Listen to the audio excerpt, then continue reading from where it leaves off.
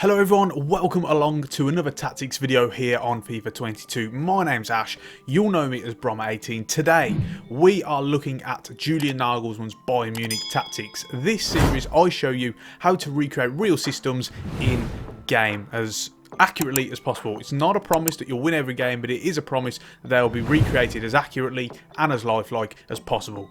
Now before we get into it, a massive announcement. This video is brought to you by my Patreon, and on my Patreon you guys can get access to my FIFA 22 custom tactics packages. For all of you guys who ask for suitable signings, all sorts of tips and stuff on the tactics, you can now get that in abundance if you're subscribed to my chairman tier on Patreon. You'll get access to pros and cons of each tactic, suitable traits and attributes for each player to sign in each position. You'll get ratings, you'll get suitable teams to play as, overall thoughts, and you'll also get a ranking as well where I rank all of the tactics that we've covered so far. You get lots of other perks as well, such as access to my Discord server, behind the scenes videos, early access to videos, access to my player scouting board. There's just tons, absolutely tons of great perks, so do consider supporting me. We've already got some really kind people who have very kindly chosen to support me, and long may it continue, so please do give that a check out. On that note, let me show you this tactic. So we have the 4-2-3-1 here for Julian Naglesmann's Bayern. Really fun tactic to play with, but very specialist. First things first, what we'll do is I'll show you the position changes. There's a couple here, and then we'll go through the tactics, and then we'll finish off with the player instructions. So we want to set it to the 4-2-3-1 wide system. However, you'll notice there are a couple of changes. One, we changed the right and left midfielders to right and left wingers. What this does is it gets them further up the pitch. Not only does that help with the attacking phase of the game, but also it's going to help with your press as well. Because they're further up the pitch, they're going to press the opposition defence a whole lot more. It's going to make it much easier for you to win the ball back. So you get a couple of different benefits on both sides of the ball in that sense. Plus, with Goretzka, we've actually changed him from defensive midfield to centre midfield, and what we really want to do there is replicate that box-to-box role.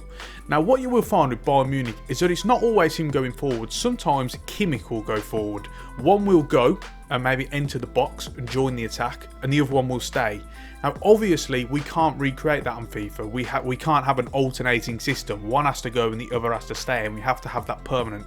So I opted, obviously, for Goretzka because he's the main box-to-box midfielder, whereas Kimmich will remain as defensive midfielder. Now, Goretzka as the central midfielder will mean that he's going to replicate that role more effectively and accurately. He's going to get forward a bit more. He's going to support the possession in the attacking phase.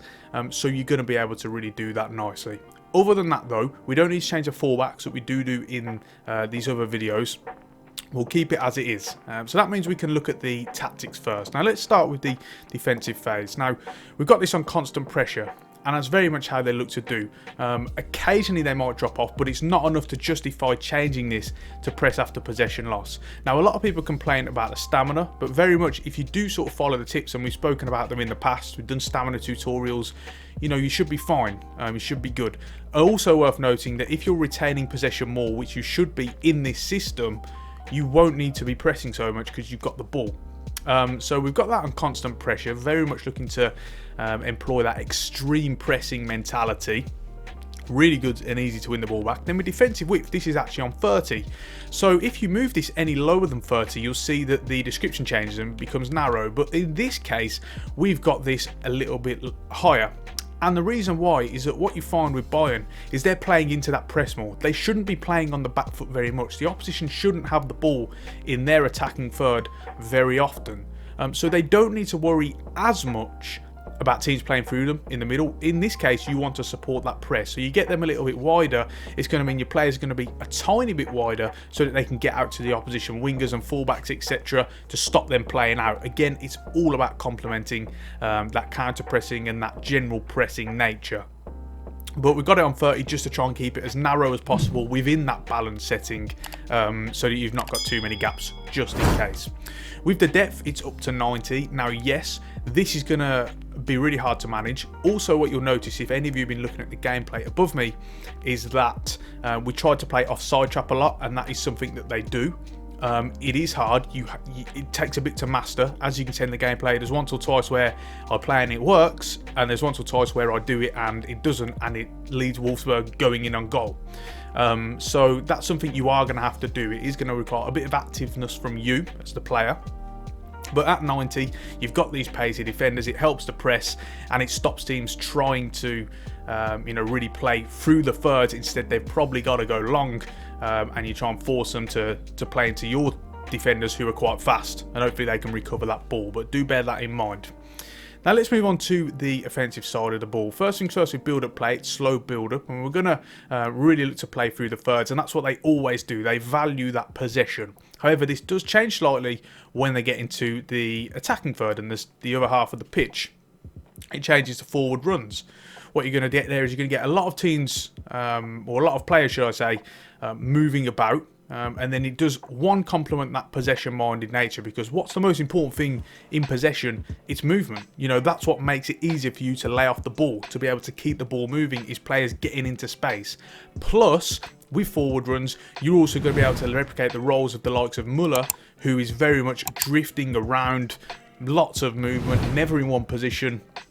For more than a second, always looking to move around. This is going to help him to replicate that role as well, and it is such an important role because he plays that figure so well that it's just hard for the opposition to really keep in line with him and keep him in touch, really. So you're able to replicate that. Next up, onto the width, we've got this on 40. You've got a bit more of a generic balanced approach, not too narrow, even though you've got this possession orientated system, because what they're going to try and do, in particular with the wingers, is they're going to try and stretch the opposition. They really want to get them wide. Now, because you're not playing wing backs in this case, who are usually the widest position on the pitch, you've got to stretch this width a little bit higher. That's why we go into 40 rather than having this below 30, when it would then become really narrow. With 40, it's going to allow the wingers to stretch that play. You don't want it too wide, because then you're going to find all of the central midfielders really spaced out as well, and it's going to be harder for you to retain that possession. But with it on 40, you get a nice balance in between that sort of possession orientated system, lots of options in the central areas, and then also the wingers really stretching the play. Players in the box is up to 8. This is something that Bayern Munich do extremely well, very versatile, because in attack, it's not just about trying to play it through the thirds, lots of intricate passing movements, say that someone like Man City would be. Instead, they can still get it wide and cross the ball into the box. In fact, a lot of their goals come from that way, because you've got the likes of Lewandowski, you've got Müller, you've got Goretzka, you've got a lot of tall players, strong, really good in the air. They get them into the box, crowd out the opposition, really force them to swarm their own defensive box, and then you can go from there. So this is something they do really well. Again, it's a little bit harder to do it in FIFA, because crossing is still a bit like that, as are the one-on-one battles in those aerial situations. But we try. We do at least try. You can, again, with cutbacks as well, you can get them in the box that way. There are options for you there. Finally, with corners and free kicks, both of these are on 4. So then you've got 2 men back, you've got 1 on the edge of the area, and then the rest are in the box. Again, playing into that players in the box that we were just speaking about, they're very good in the air. They're very good in these aerial situations. So try and make the most of them if you can, and do better than what I did in the gameplay. So next up, we can move on to the player instructions. Let's start off with Neuer and work our way through. So with Neuer, he's very much the one who, when the sweeper-keeper role first became prominent and people were first starting to notice it, he was the one leading that charge, thinking back to the 2014 World Cup and stuff. We know how he plays. He likes a sweep. It's harder to recreate it on FIFA. The goalkeepers aren't as active enough, but obviously we do still set it to that. And it's the same with saving on crosses as well, how he tries to play on the front foot, relieve the pressure from his defenders. Particularly with you playing that high line as well, you might find them getting in behind down the wings a little bit more. So with that, he's going to help relieve some pressure from you that way and try and claim the ball. With the 2 centre-backs, no need to change anything here. You can keep them as they are. And then we can move on to the 2 fullbacks. Now, we've got 2 differing roles here for Pavard and Davies. It's also worth bearing in mind that sometimes Sörler does also play at right back instead of Pavard, but the role remains the same regardless of who's in there. So what happens is, with Pavard first, is he plays the role more of a inverted fullback. What he does is you get a lot of commitment down the left-hand side with the likes of Alphonso Davies, but then the right back will actually help to form a back three. He'll stay back, he'll help protect, and this is how they can get that balance in between you know, when they're on the attack and not getting countered on as much. So with attacking runs, he's on stay out while attacking and run type inverted. You just don't want him committing that much. Now, partly might play into this is the fact they don't obviously have that all-round wing back. You know, they've got Davies on this other side at left back, but right back it's Pavard and Serla mainly. They've got a couple of youngsters who played there as well, like Sarr and Nianzou, but generally, although Sarr isn't young, so do forgive me. But generally, you know, that principle still lies. They don't have that all-round wing-back. So they might have played into it as well, but it still gives them that nice balance. Whereas with Davies, on the other hand, you've got join the attack and run type overlap as well. Now, we're going to talk about his role a little bit more when we come on to Leroy Sané. But we know how he plays, very much about you know, getting him on the ball in those wide areas. He's a converted winger. You know, he did used to play on the wing. Next up with Josh Kimmich playing this defensive midfield role with defensive behaviour, cut passing lanes. Again, we've spoken about it a few times when we've talked about the likes of Thomas Tuchel and Jurgen Klopp. You know, the modern German coaching philosophy is very much about zonal marking. You know, they're really big into that, and that's what we try and replicate here. We have him on cut passing lanes. You don't want him following the man around. Stick to his position, retain your shape, and it will be good there. With attacking support, as we spoke about earlier in the video, we have to have one staying and the other one going permanently, so we have him on stay back while attacking. With positioning freedom, he's on free roam, and why this is important is it's going to allow you to play out from the back more. We spoke about movement earlier on, how that helps you to play this possession orientated system. Movement is the most important thing. And that's what we're trying to do here. When your defenders have the ball and you're playing out from the back, this free roam is going to enable you to do that more effectively, because he's going to be drifting around in those deep areas, trying to work a bit of space, and it makes it so much easier for you to play out, as you'll see from the gameplay if you're glancing at it every so often. Finally, with defensive position, this is on cover centre. You don't need him being dragged out wide, because naturally you've got Pavard who's staying back, so he can cover the centre, and you're going to be able to really crowd out those areas and make sure that the opposition team, aren't able to play through you. Now with Goretzka, obviously different roles as that box-to-box midfielder. We've got him on get forward, making runs in behind the strikers, but you won't find it so much in that sense. You'll find it more when the ball comes out to your wingers, he'll be running forward.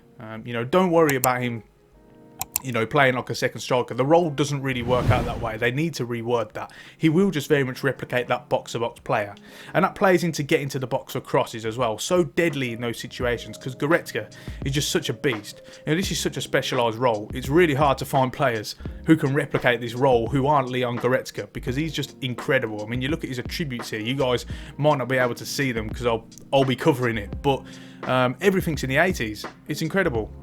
So he's just absolutely fantastic. Really good box-to-box player. With defensive position, he's actually on cover centre. For different reasons to Kimmich, though, is that you don't want him automatically being dragged out. You want to manually drag him out when you need to. Otherwise, you want him to stay in the centre, because it's very easy for the opposition, particularly when you're playing against the AI, maybe offline, career mode, etc., for them to come into the middle and exploit that space. You don't want space being created, so you can manually drag him out when you need to, using either your own controls when you're controlling him, or the teammate contain option. So next up then, let's look at Thomas Müller. That second striker role, hard to recreate his role in FIFA. We try our best. You know, you can't get it spot on in FIFA. That's simple as, because it is such a unique and sort of complex role, but we are able to get little elements of it. So first things first, come back on defence. Again, you won't need to trap back much, and we'll say this with the wingers as well, because hopefully you should have a lot of the possession. Support on crosses is getting to the box for crosses. We've already spoken about how they commit. Thomas Müller is essentially a second striker. You know, he is that threat. Really good at getting into those areas, particularly winning the flick-ons, getting onto the second balls when someone's won a header, someone flicks it on. You know, he's usually there to pick up the pieces. His positional awareness, very good. With positioning freedom, it's drift wide. We notice how much he comes out. You know, no one really has a position for Thomas Müller. We called him an attacking midfielder, but he's played at cam, he's played at centre forward, played on the left. He plays everywhere, and that's how we can recreate this. It's better than free roam, because with free roam, you'll notice him dropping deeper a bit more. That's not what you want. You want him to just come into those areas where there's a lot of space. So in the advanced areas, in the attacking third. So you're going to look to him to get out onto the wing, with the likes of Gnabry and Sané angling their runs, etc. You know, and what this does is it creates a mismatch option for the opposition? Do they follow him and leave space in the middle, or do they let him have the ball in that space on the wide areas? You know, it is a conundrum. What do you do? So we have him on drift wide, and that's the best way to really replicate his role on this game. So let's move on to the two wingers then. We've got Leroy Sané and Serge Gnabry. Now, there are slightly altering instructions. So we'll start off with Sané. Sané is on come back on defence, the same as Gnabry. And he's also on getting behind, the same as Gnabry. Both of these guys going to look to penetrate the back line with their pace and their movement, getting in behind, you know, making those runs and being that passing option. They're also going to be on getting to the box for crosses as well. So those instructions are all the same. Where it differs is the chance creation. With Sané, you've got him on cut inside. The reason being is that Davies is going to be creating a lot of the width down that side. You remember, we've got him on join the attack and we've got him on overlap. So what Sané does is he drifts inside, provides another option to help with that possessional orientated system. However, with Gnabry on the other hand, you'll remember that we spoke about Pavard playing that sort of third centre-back inverted fullback role. So as a result, where do you get the width from on that side? Well, you get the width from Gnabry. Chance creation, he's actually on stay wide. So he's the one on the touchline, really sort of stretching the opposition that we spoke about earlier, trying to stretch their back line. And then you've got those two alternating options, which means that the opposition shape is going to be a little out of touch. Especially if they're going to go man to man, you're going to have one player coming out really wide to mark Gnabry and another one coming narrow to mark Sané. So again, you're really trying to create a mismatch option for the opposition. And it also gives you alternating abilities as well in terms of attacking options. You know, you've got Sané coming in the central areas. You can attack more centrally there, or you can go a little bit wider with Gnabry. It gives you that bit of variation, and that is extremely important. So finally, we've got the big man up front, Robert Lewandowski. Again, slightly hard to create his role because he's so physically dominant. He likes those one-on-one battles where he's really, you know, sort of trying to shrug off the opposition defenders. But we do try our best. First things first with support run, stay central. You want him as that focal point, that out-and-out target. And now with attacking runs, you have him as target man. Because again, he's utilising those physical strengths, that ability that he has to really man up with opposition players and defenders. In that case, you can play the ball into him, you can play off him. Also, it means you don't want him running in behind, because what he does occasionally is he actually drops off, loses his opposition marker, and then comes back into the box. I can remember a goal against Dortmund in the Super Cup where he did just this, and then they put in a cross, he heads the ball, goes in, and that's exactly what he does. You know, a lot of bit where he's drifting out and coming a little bit deeper, but you don't want him on false 9 because that's too aggressive. So target man's really the best way to recreate this. Finally, with defensive support, this is on stay forward, and what this is going to do is make sure that he is that out ball. You can play it to him, he can hold it up, and then you've got the pace and the runners of Gnabry and Sané, and then the movement of the likes of Muller and Goretzka playing off him, and he's going to play into that as that real out and out target man. So that is it then, guys, for this video. If you've got any questions on the tactic, then please do let me know. I know you guys have been really itching to get this one. This has had a lot of suggestions, so really good to get this one out of the way. As I mentioned at the start of the video, check out my Patreon, and any chairman tier patrons will get access to my tactics package. And this is where I give you pros and cons, ratings, suitable traits and attributes for players to sign for each position, suitable teams to play as, overall forwards, and all the tactics get ranked as well, on top of a whole host of other rewards. Please do go and check that out. Also go and check out my second channel, Bromma Ball, where we're doing Football Manager 2022 content, hoping to get videos like this where we recreate real tactics. And also have a look at all the links in the description, such as links to my Twitter, give me a follow on there for more access, links to all the affiliate links in the description as well, where you can go and get some of the equipment I have, gaming PC parts, all that good stuff. Just give the channel a little kickback, and it's a great way to support without paying any more. Make sure to subscribe to the channel if you haven't done so already, and ring the bell so that you get notifications every time I upload a video. On that note, we're going to finish it off there. Thank you so much for watching, and until next time, I will see you soon.